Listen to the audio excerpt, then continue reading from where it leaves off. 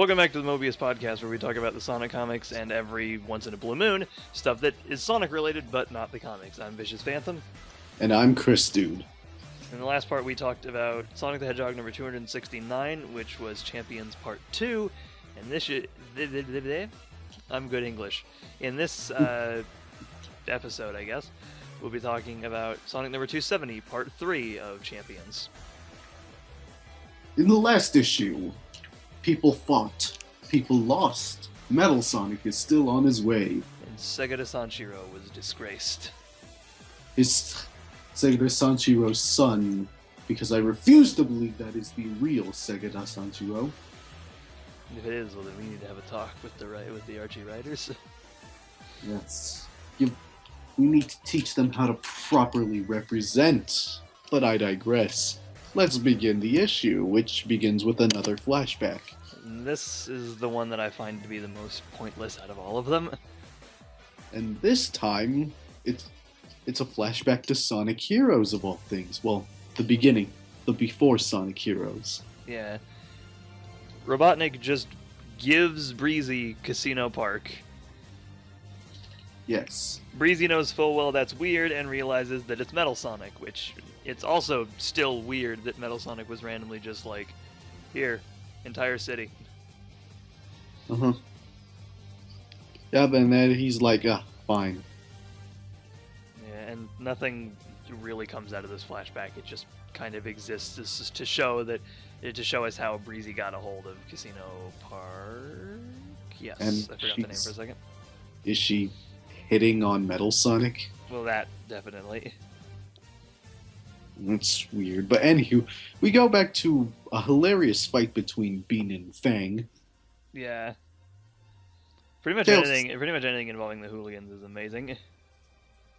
Tails is still being a little bitch. So Sonic's like, hey man, you're my bro. Who cares if you lost? Because some bitch cheated you. And then he whines about it. Still. Yeah, and Sonic convinces him more and he's like, hey, nobody cares. And Tails is like, yeah, you're right. And then Then they go back to it's watching. a lot deeper than that, but Yeah, but we're skimming over it. we are skimming over it. We go back to the hilarious fight with the hooligans. Yeah. Where I think Bean makes a reference to to Mario and Sonic at the Olympics. I think so. Bean is about the only character who can even get away with that. I like that he actually eats an apple in the middle of his dive. Oh yeah, Bean is just amazing. Yeah. And then Fang pretty much tells him to drop dead after he drop kicks him, and that's that. Yeah, we get a flashback or not a flashback, but a cutaway to to Meropis from Waves of Change. Way old arc. Yep. Comparatively, anyway. With Razor betting with. Recurring joke. Yeah, I honestly can't even remember the captain's name. Razor betting with the captain guy. A reoccurring joke for the issue. Yeah. Yes. But anywho, we cut to SBO and Sonic talking and exchanging info. Not a whole lot comes out of that. It's mainly just a little bit of it's basically the characters wondering if Breezy's messing with the brackets, though that doesn't really amount to anything. Yeah, just more so keep your eyes on the hooligans. Yeah. And We then go to the next fight, Amy versus Knuckles. And Amy is too busy worrying about what'll happen if she beats Sonic that Knuckles pretty much beats her immediately. And it's actually kind of hilarious. Yeah, especially the panel when she's on the concrete. Yeah, That's probably the panel that I'm showing right now because it's so funny. it is. You see Amy like worrying, and then you just see Knuckles' silhouette just crashing down on her. Yeah. And Knuckles, is just like, I thought we were fighting. Which Yeah. they were. It is totally on Amy there for just standing there. Yeah. And I'd be lying if I said I wasn't disappointed that there wasn't like an actual battle between the two. Yeah, but hey, if it had to be cut, I'm glad it was done like this. Yeah, I'm glad they did it in a very funny way. Sonic has an amazing expression there as well. He's like, dude, what the fuck? I thought we were fighting. Yeah. And yet again, we cut back to Marapus as Razor wins, A bet with the king. and he's pretty pissed. You can tell because he's puffed up. Yes. He's just, you could say, salty. Probably. They should settle it in Smash. They should settle it in Sonic the Fighters of Battle. Yeah, because Smash might not exist in this universe. Yeah. Damn copyrights. Anywho, we cut to Amy in the hospital. Yep. Sonic visits her, and she basically tells him to kick Knuckles' ass, which he agrees to. Because she failed to. Yeah. And he's like, yup. Yub. I'll do it. They then go on to Sonic and Honey talking before the fight. And Pretty much. Honey decides to throw the fight because she just came here for self-promotion. Sonic Yeah. needs the emerald to save the world, so she's gonna take a dive. But they still didn't make it look authentic. And she has no problem beating his ass a few times. I love the face she makes right when she slams into the ground. Sonic's like, you coy little bitch. That's another one that reminds me a lot of Scott Pilgrim. You just... Something about her faces, though. Yeah. Sonic's like, what? And throughout the fight, we actually get a few very funny advertisements including a reference, including a reference to Sonic Boom. Chow boom. Yeah.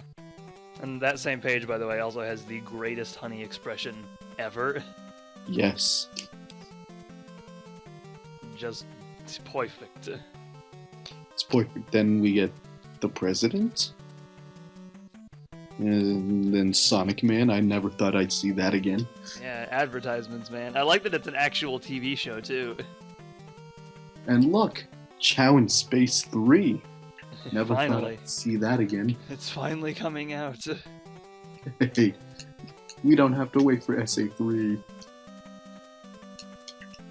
After that, the hooligans briefly talk in the locker room about nothing, really. Pretty much just Knack is like worrying about how he's gonna beat Knuckles. Yeah, and Bark tells him, I guess, that he can... Technically just tells him to mess with him. Yeah. With his... And during the fight, he tries, but fails horribly. It fails horribly. And he gets It's still- his ass handed to him on a silver platter. It's still hilarious though. And we return to the betting gag of Razor losing to Coral. Or no, not Coral, Pearl. Pearly, rather. Like, huh. He was betting on... Did he bet on Fang in the first panel too? I guess so. Or in the first Yeah. one. Yeah, I guess he was betting on Fang to win that one, because Fang won the first one. Yeah.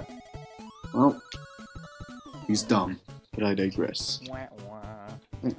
After that, we cut to the Death Egg. Where Eggman pretty much tells the hooligans to move on to Plan B. We discover that Metal Sonic is about to arrive, and we get a hint of what's to come. Sorta. Sort of. And the issue comes to a close as Sonic and Knuckles are gearing up for the last fight of the tournament. How will that turn out? A bit Find different. out next time on Dragon Ball Z. Oh, a little different than you might think. Yeah. Don't have much to say for the art. It's still as good as ever. Yeah, more tweaks to Diana Skelly's art style, making it a bit more on the cartoony side, with kind of a touch of anime with some of the expressions. Actually, yeah. And Yeah. it's still like Really? the perfect art style Yeah. for at least this arc anyway, because it's a very comedic kind of art style. If you put it into like Worlds United, it wouldn't work. Well, Tyson Hesse has some cartoony looking artwork and it still worked. Well, yeah, but it's not quite as extreme as Diana Skelly's. Fair enough, fair enough. Hers is closer to, like, Adventures of Sonic the Hedgehog. To be fair, this is kind of a somewhat adaptation of some of its characters, so it makes sense. Yeah. But the art is good like always. The covers are a vast improvement over the last issue's covers, both the regular and the variant. The main one reminds me of Sonic Battle for some reason. It seems familiar to me, but I don't know quite what it reminds me of. And It's just then, one of those things that you feel like you've seen before, but don't know why. Personally, though, I prefer the variant, which is a reference to Marvel vs. Capcom, the first Yep. game specifically. yes, I actually bought that variant because I liked that cover so much. it looks nice and natural. Yeah. Oh. But that's 270. More kind of like basically more of the same as last time. More fights, some development in the plot, but not like Not much. it's the same basic structure. Yeah. Although I feel like it works a bit better in this one. It still has that problem of a lot of fighting makes it kind of dull though. Yeah. Again, that's it. That just is what comes with an adaptation on Sonic the Fighters. But anywho, Yeah, that's something that's impossible to avoid. Like I said earlier, if I had any real problem with the issue, it's just I kind of wanted there to be an actual fight between Knuckles and Amy. yeah, but don't worry, we have another disappointing fight to get to. So Oh yeah. come back next time.